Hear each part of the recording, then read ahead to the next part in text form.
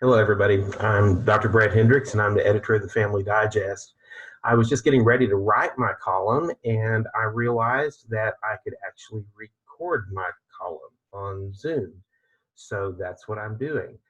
I had to get somebody to help me do it, but I can do it anyway. At least we'll see if I can actually like save it, record it, and send it. But we'll try.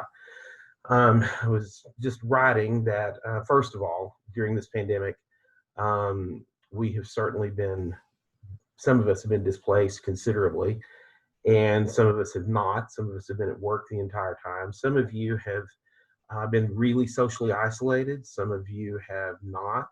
Some of you have been furloughed from jobs. Some of you have had significant job interruptions.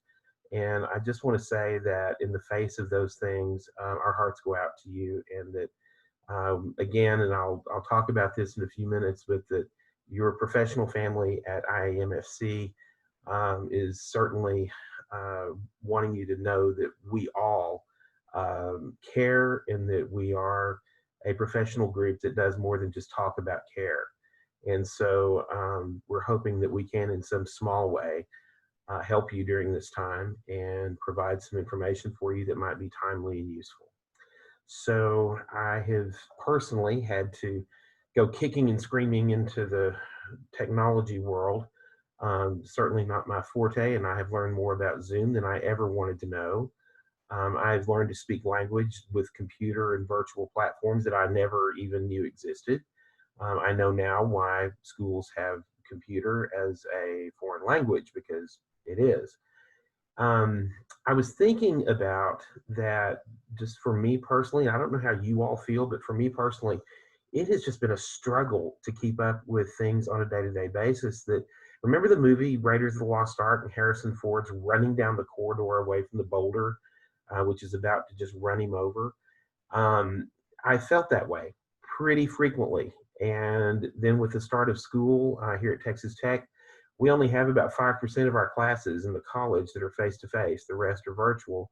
But even managing those 5% has been really difficult. And I feel like the boulder is just about on my heels all day long. So I'm sure that you all, we're tired. We're just tired. And I don't know about y'all, but I'm missing vacation a lot. And so, if anything, we wanted to, with this journal or with this digest, we wanted to provide some information for you for wellness. We wanted you to hear from some of our up and coming emerging leaders, which who have graciously provided columns for you. I want to certainly express gratitude and appreciation and awe and wonder to Ann Ordway, who helps with the emerging leaders, and she does such a beautiful job with that.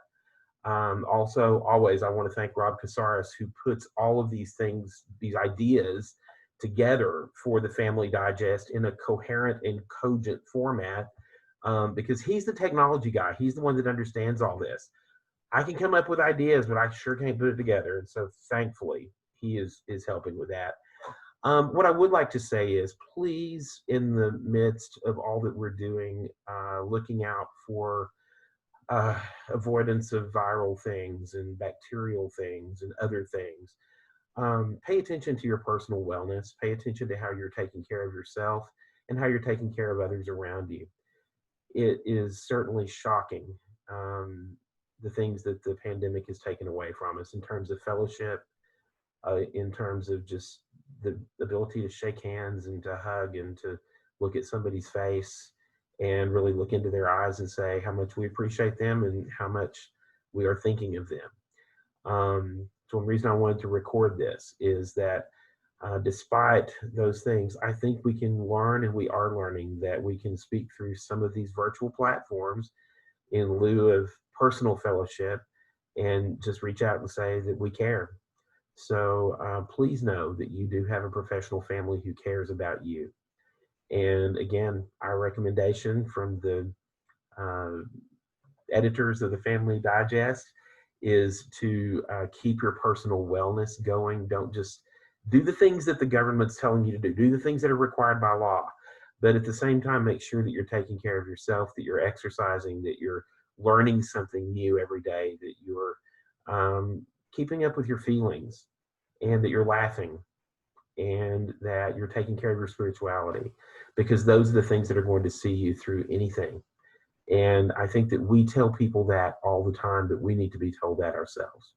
So again, to those of you who are really hurting, to those of you who have lost loved ones, words don't mean, we can't express the sorrow for you. And just please know that we are thinking about you, that we're thinking about all of you and the work that you do. And indeed, when we talk about first responders, we need to make sure that we're including many of us in the counseling profession as first responders, because I've seen in the crisis that it's the counselors who run toward the crisis rather than away from it.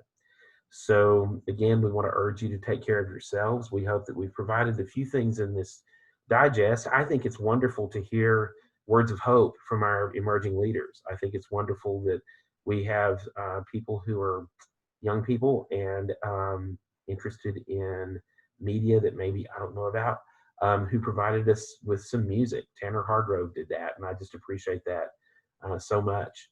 And so, and as I say, always to Rob Casares, thanks for his help with this. So again, I hope you enjoy the digest. Hope that you get something out of this particular edition.